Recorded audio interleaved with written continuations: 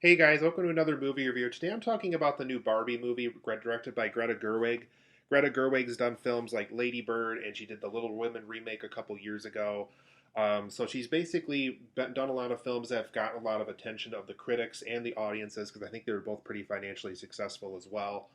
Um, but here she is directing Barbie. This is a film that's just been in development for a really, really long time. I don't even know if Warner Brothers was attached to it way, way back in the day, but I know at one point Anne Hathaway was attached, and they were just going to do like a fish out of water story with Barbie, which definitely would have flopped by would unless they had the most creative person in the world working on it, which I doubt at the time. Then I guess at one other time they were going to have Amy Schumer play Barbie, and obviously that project fell through. So this project's just been in hands and hands and hands of many different people, and so I wasn't until Greta Gerwig got a hold of it and got Margot Robbie to be in it, where the film really kind of to take off over at Warner Brothers. But in this movie, though, you guys, basically, Barbie lives in the Barbie Land, and it's kind of coincides with the real world. But one day she wakes up, and everything that she once knew about her perfect world is kind of falling apart. Her breakfast isn't coming out right, and all this other stuff that happens during her day that normally comes out perfect like any other Barbie doll. For some reason, isn't going right. So she talks to a Barbie in her world that is referred to as Weird Barbie, and she tells her that she has to go to the real world to basically find the person that is her owner in the real world. Because since every Barbie basically has a owner in the real world somewhere, when however they're being treated in the real world is how they're going to show up in the Barbie land and stuff like that. So her and Ken, who's kind of obsessed with her, decide to go to the real world, track this person down, and basically figure out what's going on with Barbie. Why is all this stuff happening? Why is she having thoughts about death and thoughts about things that normally a Barbie doll wouldn't think about? And so over the course of this movie, Barbie has to figure out what exactly does Barbie mean in modern day now. What does Ken have to do to kind of fit in with everybody? What concepts of Barbie can stick around still? What concepts of Barbie are kind of outdated or in the past and kind of were a part of the thing at the time when Barbie was first created, but we have to kind of move away from now. So these are all questions and answers that have to get figured out over the course of Barbie. But overall, guys, I enjoyed this movie quite a bit. I will say, as far as Greta Gerwig is concerned, I think Lady Bird is my favorite of her directorial efforts so far. Lady Bird was more had a funnier sense of humor, had more of a story, had more of a point to everything that was happening in that story in that movie. And I thought the performances in that movie were really, really good. I think it even had featured a young Timothy Chalamet at some point in the movie as like one of the boyfriends of one of the characters. So Lady Bird, I still think is kind of her crown to fame as far as a director is concerned. I also really liked her performance in the movie House of the Devil. For those who haven't seen that, Greta Gerwig had a role in that movie. But I really enjoyed this Barbie movie. When I heard that Greta Gerwig was directing it, I'm like, okay, this has potential because I know her sense of humor is very unique, and I know she's very much into independent filmmakers. She's very, very big on letting everybody kind of have their voice. She loves to see when independent filmmakers have a very unique voice and a unique way of telling stories. She's very, very huge on that, and so it was really cool to see kind of an independent voice normally for independent films get such a huge budget for this and kind of just go at it with $100 million. Her director, her husband is also director Noah Baumbach, so he also helped her out with the screenplay of this movie. So it was kind of cool to see two indie directors working on the screenplay of this movie and really kind of pumping out something that was just more fun and would appeal to everybody and was more so about the legacy of Barbie more than anything else. Um, but let's talk about some positives and negatives of why I enjoyed the Barbie movie, but ultimately why there's certain aspects of the film that might keep it from being an absolutely perfect movie for everybody else. So for my positive of this movie, this really is an achievement in set design. Everything from how the Barbie Land looks, from all the pink colors, from how everything kind of has like a plasticky look to it in the Barbie Land. There's even a shot where Ken's kind of laying on the ground and it looks like something from like the plastic floor from the Barbie dream house and stuff like that. Even small things like when they're at the beach, that it's not real water, like it's just a plastic tidal wave that you can just go up and touch with your hand if you want to. So it really the way the set design looks, the way the Barbie Land looks, I thought was very, very good. Um, Greta Gerwig had a clear vision of what exactly she wanted this Barbie movie to look like, and it really showed in the set design, whether it was her communicating with her set designer or her set designer having a really good vision for the movie. Both people, I thought, really brought this world to life. And even when they go into reality and it's more so the flashy colors that Barbie and Ken wear into the real world and stuff like that. The way the set designs look, I thought was an achievement. Like I like how everything is kind of pink or neon yellow or stuff that you would see in like a Barbie dream house or like a Barbie toy set for a little girl and stuff like that. So I like the way the set design was achieved in this movie. Margot Robbie and Ryan Gosling also give great performances here. I really can't, now that I've seen Margot Robbie play the character, I really can't envision another really good Hollywood actress playing Barbie right now. Margot Robbie is kind of the perfect physique and the voice and the way she moves around and the way she speaks and views the world. Almost everything that Margot Robbie could have done to bring Barbie to life, I think she did really well. And then Ryan Gosling, I thought, was a very good fit for Ken. The way he's kind of this lovable doofus, but he is obsessed with Barbie, and the way that he's obsessed with her is really kind of funny, and how he tries to fit into masculinity more when he finds out more about it when he goes through the real world and stuff like that. So both performers I thought were very, very good. Margot Robbie as Barbie and Ryan Gosling as Ken. Both performances I thought were very, very strong in this movie and were really quite funny throughout the movie as well. I also like how the movie had made the choice of focusing on the legacy of Barbie. This film could have gone the easy way out and just could have done a bunch of dumb jokes and really just could have been a film for 5-year-olds where Barbie just kind of goes around and makes observations about things, and it just could have been over and done with in 90 minutes and everybody would have forgot about it a day later.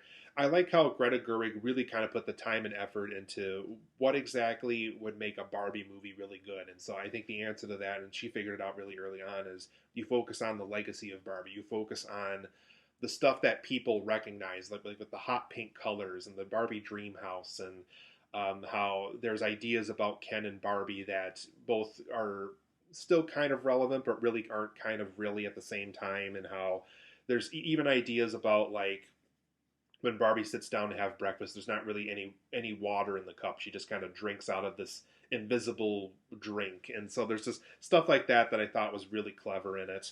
And so the idea of focusing on the legacy of Barbie, maybe instead of making it about Barbie herself, I thought was a really clever way to adapt Barbie into the big screen and make it appealing for everybody rather than just little girls and stuff like that. The film also pokes fun at gender roles, as that's kind of what makes this film unique. Is it is a PG-13 movie, but they try to poke fun at gender roles in a really comedic, fun way. There is some monologues throughout the way from some characters, specifically from America Ferrari, that really are poking fun at gender roles and kind of monologues about how difficult women have it and how sometimes men have it easy on certain things and stuff like that. And so the film pokes fun at gender roles, and so I thought that was a really clever way that the film kind of got its PG-13 rating and had fun with the Barbie concept and stuff like that. So really a lot of fun. The humor I thought was pretty effective in this movie. Some of the Barbie Land content I thought was very well done as well, like the how everybody's really happy and how everybody wants to party every night, and that if you're not absolutely perfect like the rest of the Barbies, you're considered a weird Barbie now, and you have to go into reality and figure out what your owner is doing and stuff like that. So that some of the stuff they did with the Barbie Land content I thought was really clever here. It was just a lot of fun with seeing kind of all the perfection and imperfections of the Barbie Land and things like that. So I thought the content regarding the Barbie Land itself, I thought was really well done. I also thought Greta Gerwig overall had a really strong direction with this movie. Just the way she asked Margot Robbie to play the character and asked Ryan Gosling to play Ken, and the way the Barbie Land stuff was handled, and even some of the stuff in reality I thought was pretty clever, specifically around roller skates, and people are having commentary about the way that they look and stuff like that, and how some of these young girl characters in reality are kind of done with Barbie and how they think it's outdated and stuff like that. So there's just a lot of things that Greta Gerwig did as a director in this movie that I thought was really strong and really kind of brought the Barbie character to life in a very interesting way that could appeal to everybody. But for my negatives of this movie, though, unfortunately, this film takes on way too many ideas.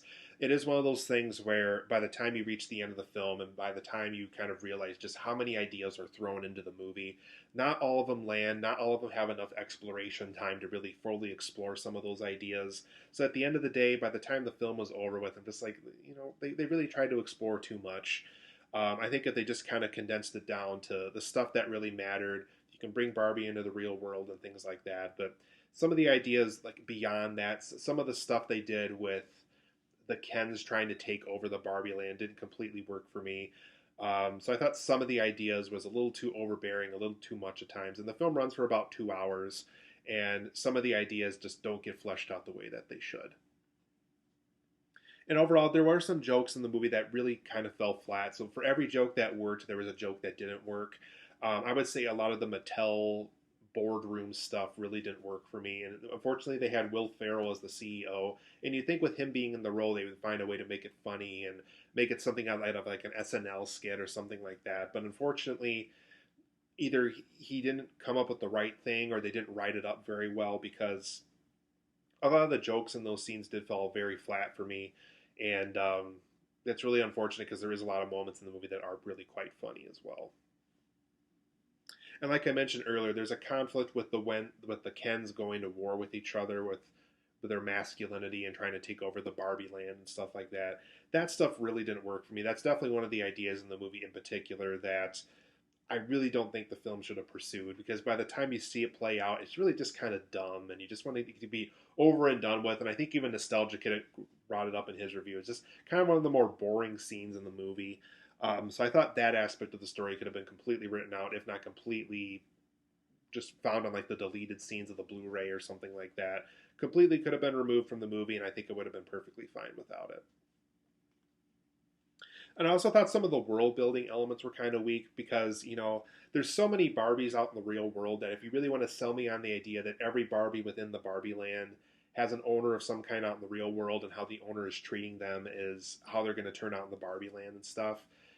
I feel like that idea could be explored some more, just because a lot of the Barbie characters do feel kind of too perfect when they're in there.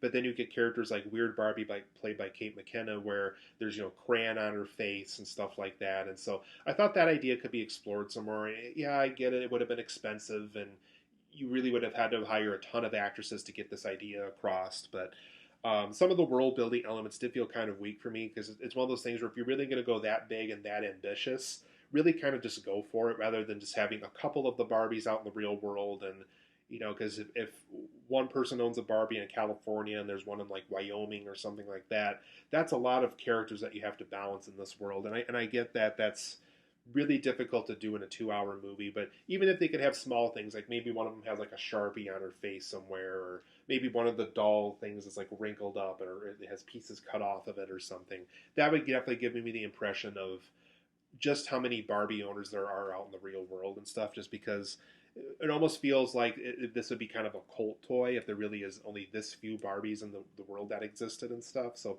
I know it's kind of a nitpick, but I thought some of the world building elements could have been better in this movie. And I also thought some of the Mattel boardroom stuff, like I mentioned, was really kind of flat. Really didn't work for me. Some of the jokes they were trying to pursue really didn't work.